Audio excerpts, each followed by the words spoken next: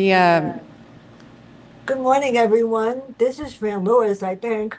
This is MJ Network, MJ in memory of my sister, Marcia Joyce. We're going to dedicate the show to her because tomorrow would have been her birthday. Oh, lovely. Yes, and I'll actually do something crazy and wild in memory of her tomorrow, too. So, the author of Fire Concerto is here. The reason why this hit me is because I was a concert pianist and violinist in college. Oh my goodness, that's Yeah, I amazing. was. I didn't know I was, but I was. And the dean made me major in music. The worst thing in the world that can happen to someone. Hold Keyboard, on, why? harmony, Why? transposition. I could do anything. I could write a sonata, sonatina. I can't sing. Oh, okay. Well, I don't feel like you You have have to to do that. sing sight singing. And one of the professors at the end said, "You're so adorable. I'm going to give you a B if you don't take the next class." That's how bad I was. Oh, wow. I'm really bad at sight singing too, Yeah. if it makes you So feel any better.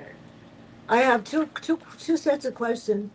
How would you describe the history of the book, and what is the history of the fire concerto? Because I wanted to play it also.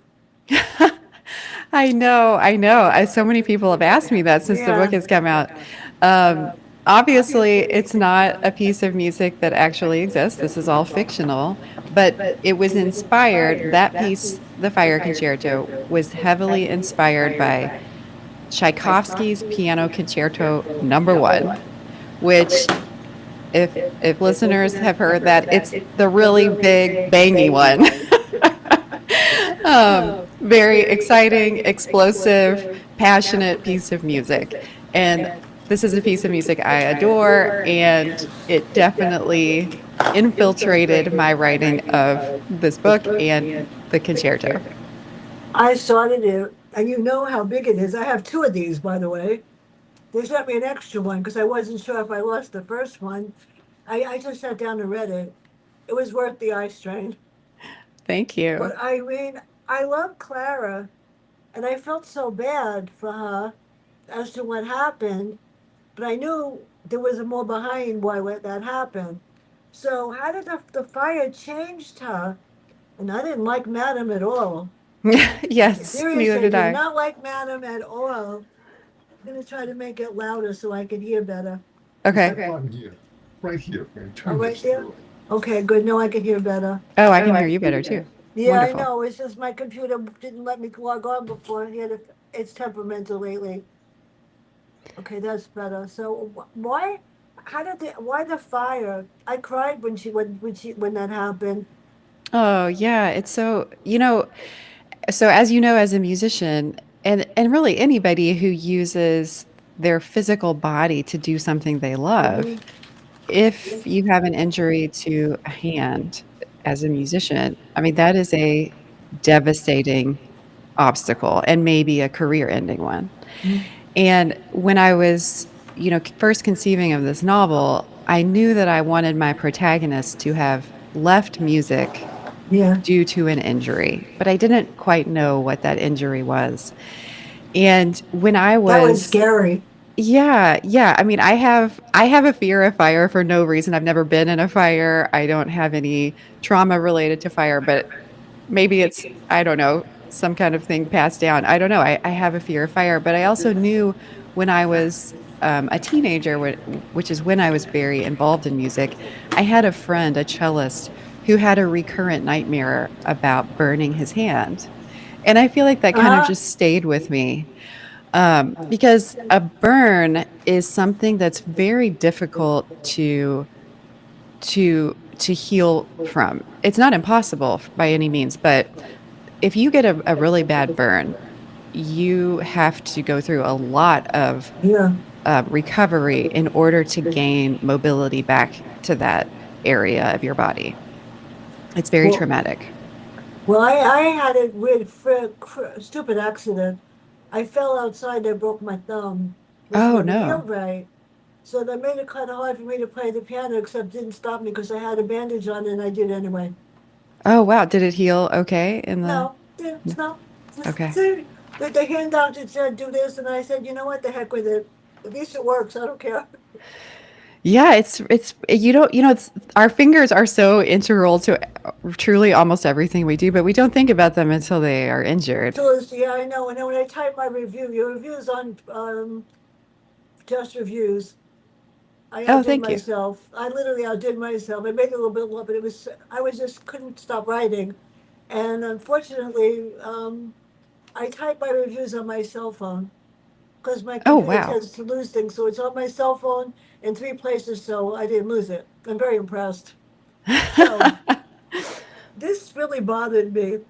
Poor Clara, she gets hurt, and I really, I know why Madame didn't compliment her. That was easy because I think Clara was better than her at a point. And I you know you know, what? I Yeah, feel that I had teachers that did that too because I was really smart and it bothered them. And it does bother them sometimes when they have somebody that instead of saying I have a student that's brilliant and I'm helping her, Madam sort of like was not happy. So she had a concerto and she was supposed to play the fire concerto, Clara, right? That would have been yes. nice. So how did she get hurt? How did she get hurt? Is that what Well, you said? first of all, let's see. It seems she was jealous and insecure of her. So how did she connect with my favorite character in the book, Starza? I know I Ah, love that okay. guy. Oh I man, do. he's so cool. I I love I love him Starza. too. Okay, Yeah, so Starza is a composer from the 19th century he's who gorgeous. is in the fictional world of the book is remembered in the same kind of status as Chopin, Liszt, Brahms, Yeah, these very whoa. large, composers of the Romantic period. And he is a distant relation of my protagonist, Clara. So they are related via her mother's side. And so she is a descendant of him. And he was a musical genius. Clara was a child prodigy. And also, she has all of this history behind her. The family, this is the family's claim to fame, right? They have a famous ancestor. And these two factors, her own gifts plus her, ancestry, kind of propel her into a world of music. And she was a very accomplished child pianist. She became famous until the fire that burned her hand, after which ending her career. I felt so bad for her. But when I took major in music, they torture you. And you have to do 12 hours a week in the practice room and they monitor you.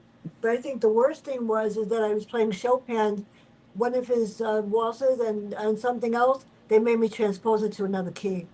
Oh, wow, that's hard. No, yeah, I know. It's called talk about and I did it, and you weren't allowed to write it. They made you come and play it in person and transpose it. Oh man, that's challenging. I was pretty good, not bad. I didn't care. So she connected with him. Tell us about the night of the concert and how did she get kicked in and I wanted to smack Madam.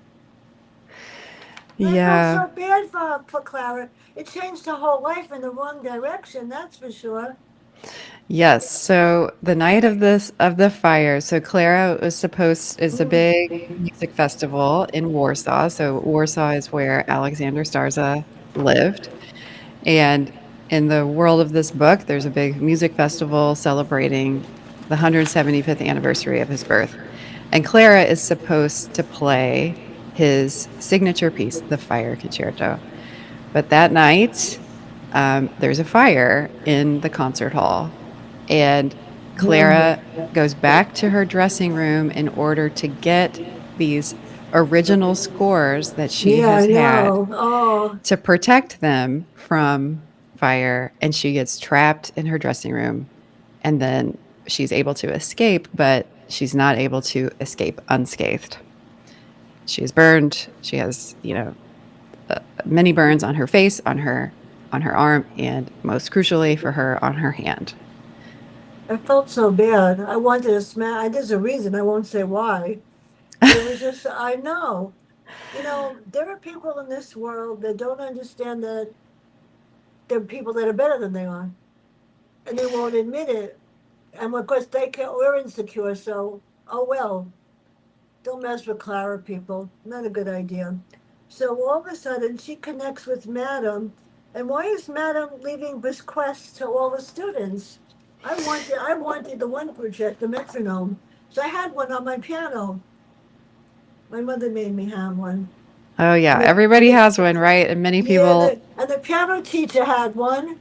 And they made sure that, I don't know, there was some kind of thing in the metronome that they knew if you used it during the week, they would tell whether you played it or not. And then go like, give me a break. it's true, right? A lot of Yeah, musicians have a very negative relationship with their yeah, metronome. Um, So at the beginning of the novel, so let me just back up and say yeah, Clara at the beginning of the novel is working as a bartender. It's 10 years after yeah. this fire. She's left music behind. She's working as a bartender and she receives unexpectedly an invitation to her teacher Madame's final Yeah. concert. And she's very torn about whether she should go, but because they have all of this unresolved, all these unresolved issues since Madame was there the night of the fire and Clara believes that Madame had an opportunity to save her from that room and did not take that opportunity. Clara does end up going. But when she shows up at Madame's home for this concert, what she discovers instead is that there's only four other people there. Madame is not there. And then a lawyer comes in and says, this is not a concert. This is the gathering of the beneficiaries of Madame's Oh estate. boy. And I am here to read the will and to give you the bequests that she has left you. And Madame has gathered her five most eminent students, of which Clara is one, to give them her most prized possessions, which are all either musical instruments or some other musical, artifacts such as scores and papers and such. And Clara receives a metronome, an antique Mm, metronome from the 19th century that she has never seen. It's a very unusual metronome. It has very interesting, ornate, yeah. uh, angels carved on it. It has a lion's head on the pendulum, but most critically, on the winding key, which is what you use to wind a metronome up so that it clocks back and forth, there is engraved the number 72. And she doesn't know why.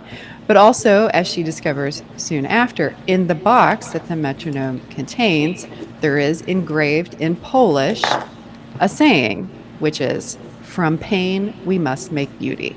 Mm, And Clara doesn't know why she has been given this. She's never seen this metronome before, she's never yeah. heard about it. And as she comes to discover, she soon starts to suspect that this is the long lost metronome of her famous ancestor, Alexander Starza, which has been missing since 1885 when he was killed by one of his pupils, a brilliant female musician alleged to have been insane. I'd be nervous to have that metronome. I don't know. I don't know. And each one of these people, if I remember correctly, they were told they had to keep it, but they couldn't give it away. They were told that, yes. So Madame believes very Yeah. strongly that these objects, some of which are Yeah. extraordinarily valuable, like I a want the Guarneri violin. violin, yes, are it's the job of the custodian of these things not to own them, but to Yeah. preserve them in Yeah. order to pass them on. It is a legacy of sorts. And she instructs all of her pupils, this isn't yours. You are just in charge of it for your brief time on this earth. And then you've got to take care of it and pass it on. They better, or Madam will get you. That's Now, here's right. where it gets interesting. We have Alexander, who I really like, but he's not normal. So why does his sister take control of his life? I felt like he didn't have a say very much in anything. She did everything. Yes. So the composer in the book, Alexander Starza, he has a very close but also very complicated relationship with his older sister, Mariana Starza, who Mm, in the book looms very large for him.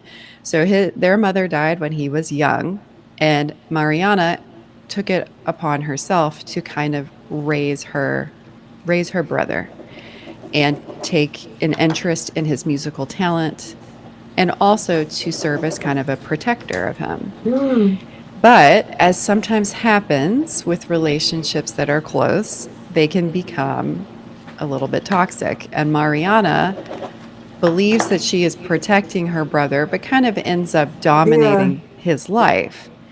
And she's concerned for him because he has some issues. When he's young, he's a very sensitive child. Mm, Um, and when he gets older, he has some health issues.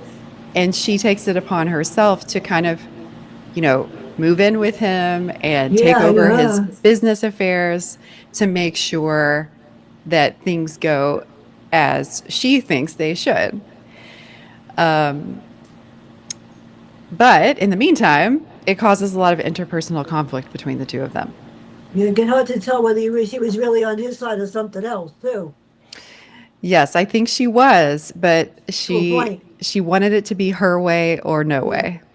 She reminds me of my mother, who had to have a say over everything. So this is the other character. Constantina, what was her role?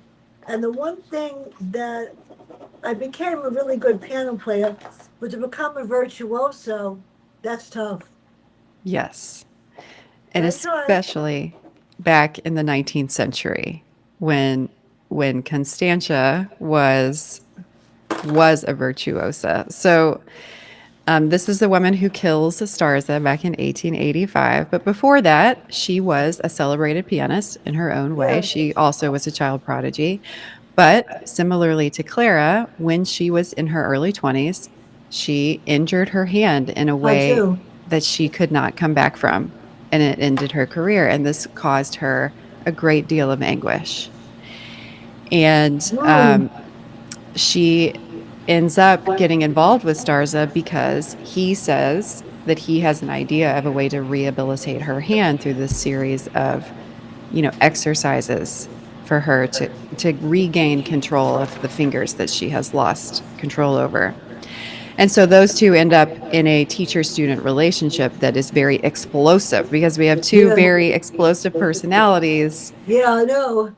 and they collide, and in the end she ends up killing him, and this I don't know becomes why she did, but okay. it becomes Now, a an infamous incident in the yeah, I historical know. lore of this book. Now, the other character is Tony. Yes. How does he fit into this story? And Constantina and Stars, this guy's Yes. really hot. Yes. Seriously. So Tony is Clara's childhood rival. And when they were children, they were both students of Madame, and Madame pitted them against one another in order to kind of, stoke this competition and help them rise up. But of course, this also has Mm, created an unhealthy situation. But then, as they got older, they had a romantic dalliance that ended poorly, and since that ended, they haven't spoken until the night when Madame gathers all these beneficiaries at her estate, and then they meet for the first time in many years. And so they have a lot of mistrust for one another, but because Tony also knew Madame, because yeah. he also has received many of Madame's objects, most crucially, a lot of old music, like Mm, rare scores, Clara and Tony end up collaborating in order to uncover the mystery of this metronome and where it comes from. I have an old no book of music that I found out of nowhere after my sister died of all the old songs of America, Beautiful, and all of them that I would not give it. Oh, the first piece of music that you played, mine was Tchaikovsky's The Nutcracker Suite. Oh, wonderful.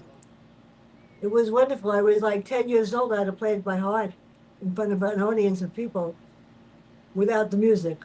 Oh, wow. Yeah, that memorization stuff, I, it's so I hard. did. I did. I was impressed with myself. Yeah. So Constantina is called a psychopath, and both she and Tony were consumed with the piano. Hmm. Then so was I. I love practicing the violin. My mother never had to say to me, play the piano. I loved every minute of it. And of course, my little bird sang with me. Oh, lovely. Yeah, That's charming. the piano is like so precious.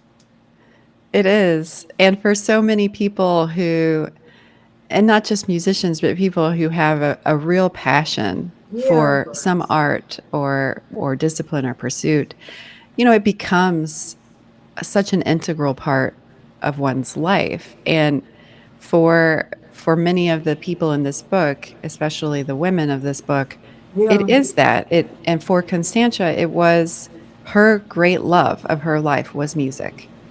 And then when she injured her hand and could no longer play, it it derailed the course of that life. It changed me when I had a major in music, but it didn't stop me from playing the piano. All the classes I did were fantastic, except that I can't sing. So at the end of it, you have to get up in front of a group of 200 people and create a program to sing. Oh, wow. That You sounds don't want to very know what I sang. intimidating. I made up the most original program of all, and the professor looked at me. He said, "You're lucky, you're adorable.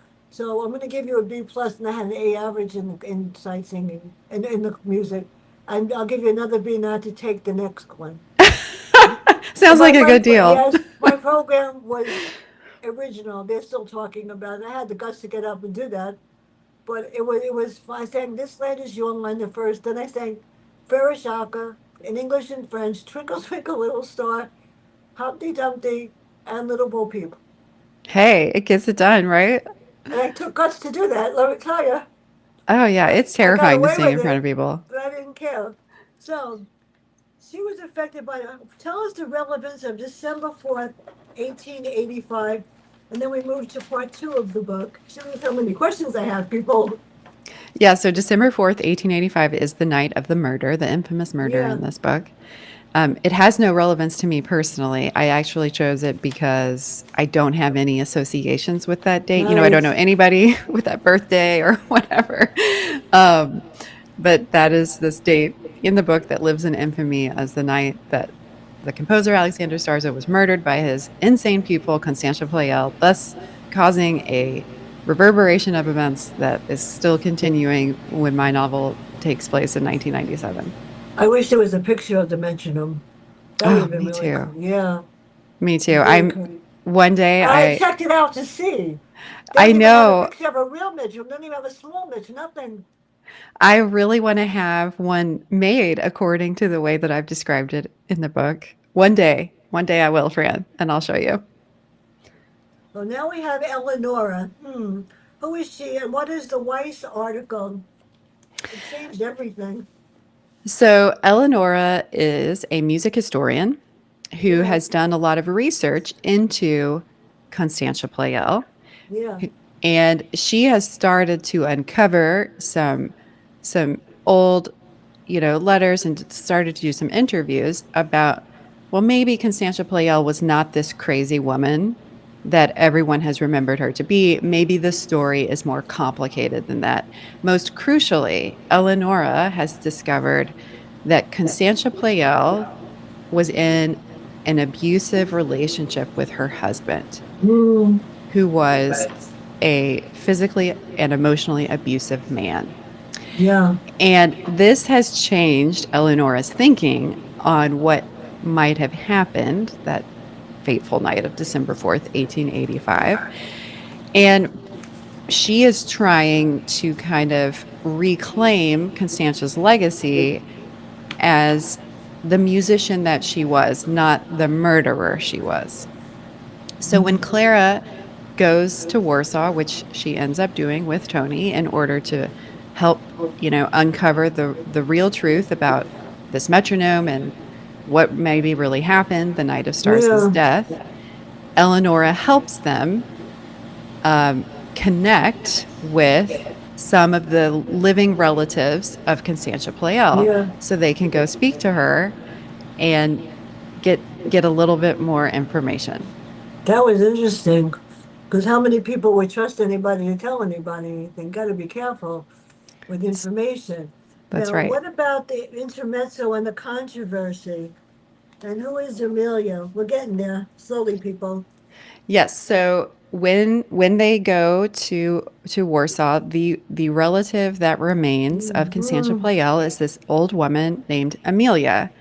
She was Constantia's great niece, and she lives in the home where Constantia's sister lived and died, where there is a trunk full of old letters and Hmm. journals and That's essentially what started it. Yeah. yes, a trove of material that no one has ever seen that shed light on what the truth of the relationship between Starza and Constantia was, what the truth of the murder was, and how after that the story got distorted and changed into what historians remember it as, which is a crazy woman killing someone in a fit of jealous rage. But all these materials suggest that it's far more complicated and Yeah. interesting than that. And so Amelia does eventually agree to allow Clara and Eleonora and Tony to read these letters, which in there they find not only evidence of a relationship between Starza and Constantia, but also evidence of some music that Constantia wrote, including an intermezzo. That was the most interesting part of the book, reading the journal. I loved writing that. I'm so Yeah, glad and you and enjoyed it. well, you have to see, you have to understand that I mark up the whole book. Oh, wow, you really I do. mark. It's the way I can remember what questions to ask, and I have a photographic memory, so I don't forget. But I put like what is the golden interview, and then a question mark for questions that I'm going to answer. Of course, the questions have to be relevant to the book, and that's hard sometimes. No, not really. So Constantina, her music was paramount. Why was hers the best? Everybody wants to be the best. Well, she really was good. She was really good. So I she know. Too had bad I couldn't hear her play.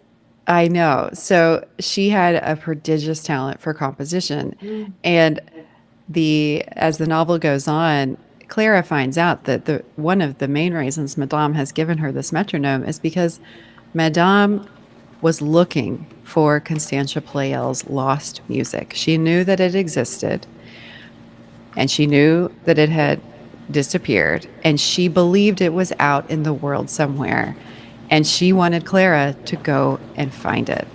And Clara in the end does find that music in a very unexpected place, and brings that music out into the world. But yes, Constanza Pleyel was a composer of the caliber of Alexander Starza, of all the other composers of that age, but was essentially in hiding because of the abusive relationship she had with her husband. And that music has been safely stored somewhere mysterious for over 100 years. Before I forget, this is going to be really, I was so impressed. D Day, the anniversary of the 50th anniversary of D Day was 6/6/94. The author that's coming on Thursday was the speaker because his family was died. And he's going to speak about 6/6/94 and the 50th anniversary of D Day because his family was the one that was killed in the whole bunch. So I was honored because he found me. I didn't ask to interview him. I guess he picked me out of nowhere. And on the 25th, the number one horror writer in the world, Vincent Zandri, Terminal Moonlight. If you ever read his books, you'll be scared to death to pick up anything. And then I go into September with Silent Secrets, and on 10/27, this is the biggest honor of the world. Peter James is coming on to do a rest stream, not a Zoom. The main character of the book is Queen Camilla. Oh, cool. The book is really interesting, and they portray her a lot differently than you see on the news. But I love him. The only thing I promised him is I would let him pick the glasses I wear that day. Do you have that many glasses to pick from? Yeah, he's a riot. So, who is Nadia, and what's the importance of the two envelopes, and who is Helena? Yes. So, and for Yeah, readers, don't worry. There's a at the beginning of the book. There's a list of yeah. characters that helps keep it all straight. But Nadia was Constantia's sister, and they were very close. And she kept a journal, which is one of the Yeah. materials that Clara discovers in Nadia's old home, that helps her uncover the mystery. But Nadia was Constantia's closest confidant and also her greatest champion.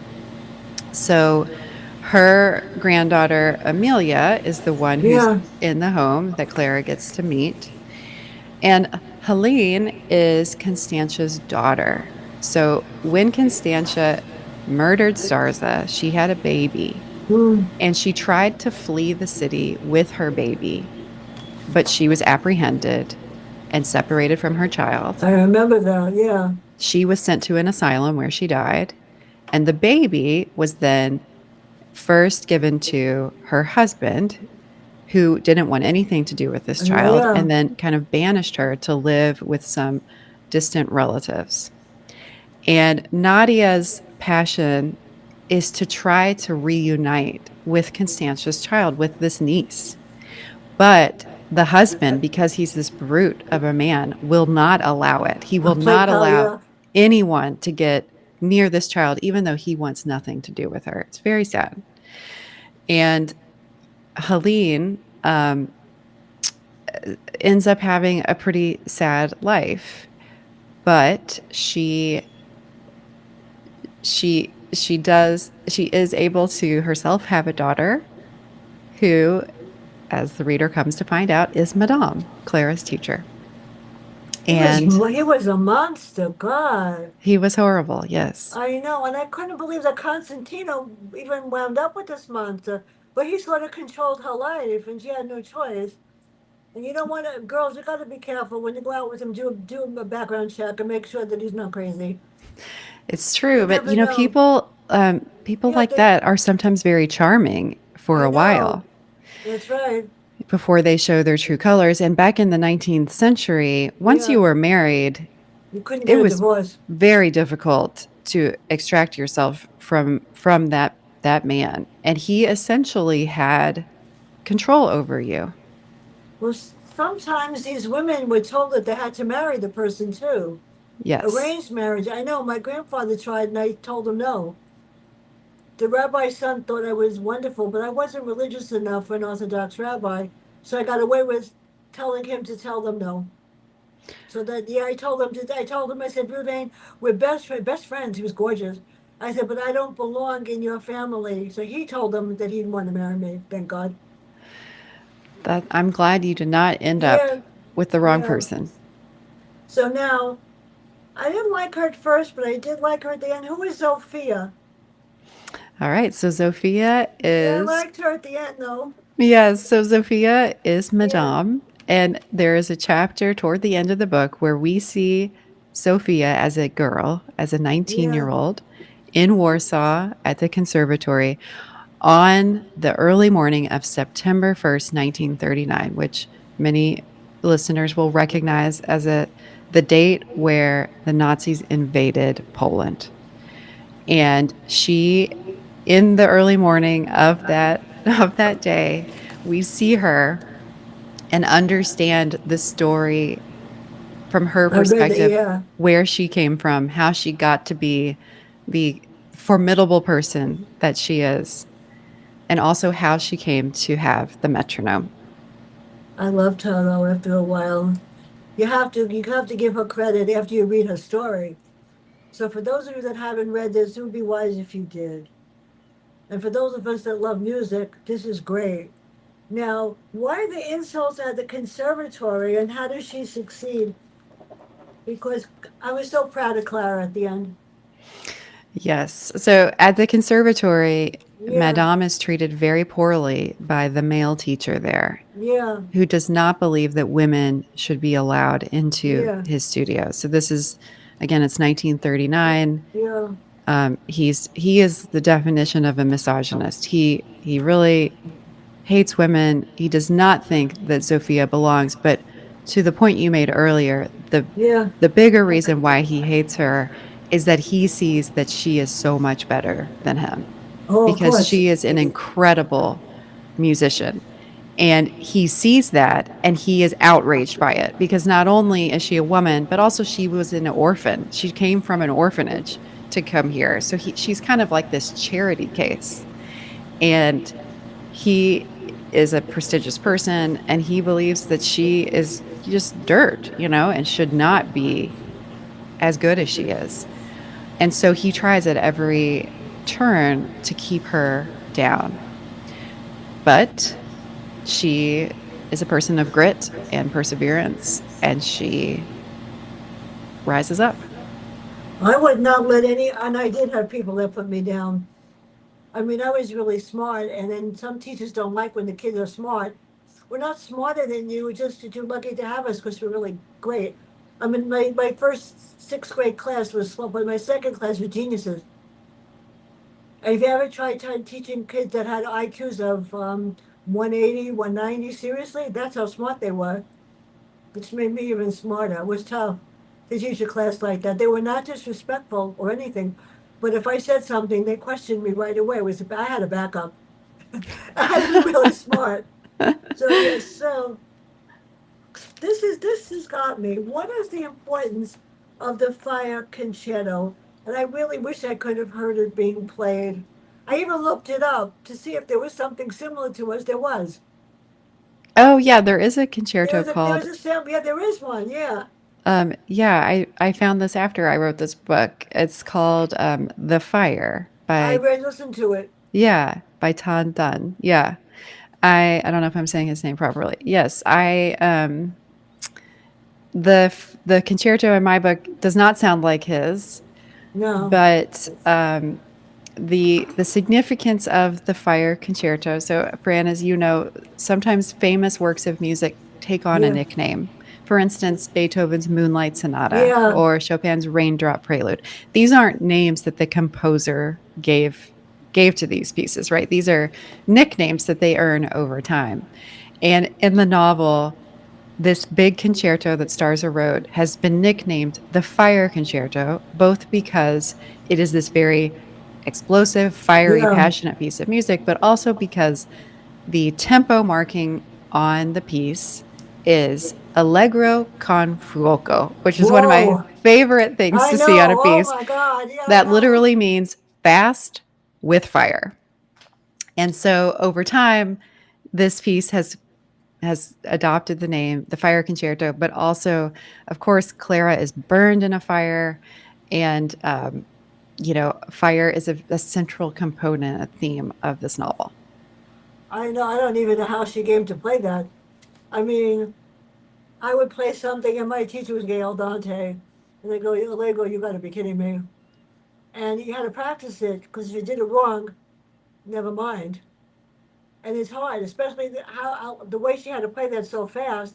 Her fingers really had to move, Yes. which meant she couldn't worry about her hand or anything. So, the surprise ending. How would you say Clara would say about her journey? And are you going to continue her story? I hope in the sequel, people.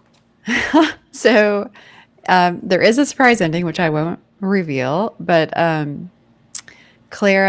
will reveal that Clara's journey ends with her returning finally to music.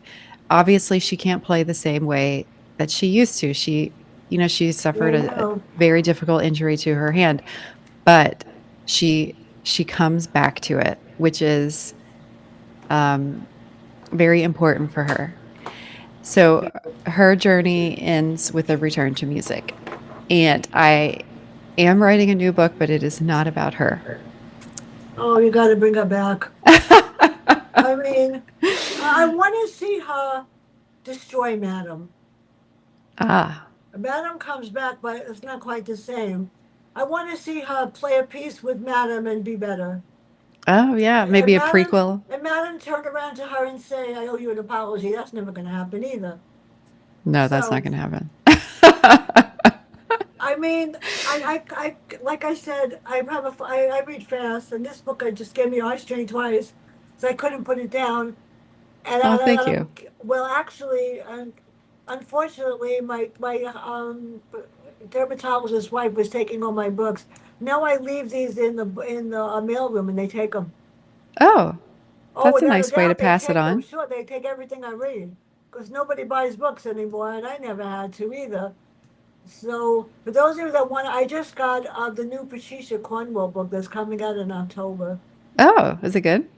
It's different. It's Case Scarpetta, and the only thing I can't read are the autopsy parts. It's very graphic. Yeah.